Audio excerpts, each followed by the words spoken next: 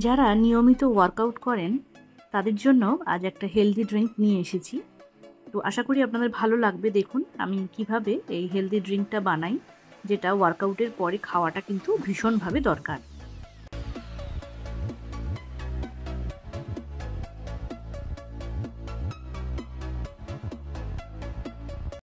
এই ড্রিঙ্কটা বানানোর জন্য আমি প্রথমে ওটস নিয়ে নিচ্ছি। আমি 1 গ্লাসের জন্য বানাচ্ছি, 3 চামচ ওটস নিলাম। তার মধ্যে কিছু আমন্ড, কাজু আর কিশমিশ দিলাম। 4টে আমন্ড দিয়েছি, 4টে কাজু আর কিছু কিশমিশ, 4টে খেজুর দিয়ে দিলাম, দানা ছাড়িয়ে রেখেছিলাম।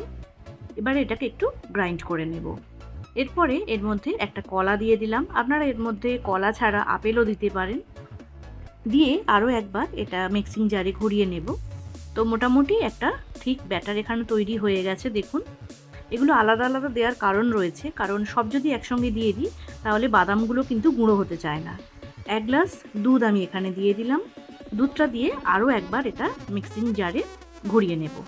তো আমাদের হেলদি ড্রিঙ্ক একদম তৈরি হয়ে গেছে। গ্লাসে এটাকে সার্ভ করে দিলাম। তো 1 গ্লাসের একটু বেশি পরিমাণেই হয়েছে। আর এর সাথে যদি কিছু সেদ্ধ ডিম খাওয়া যায় তাহলে কিন্তু সেটা ভীষণ ভালো লাগবে, পেটটাও কিন্তু অনেকক্ষণ ভরা থাকবে।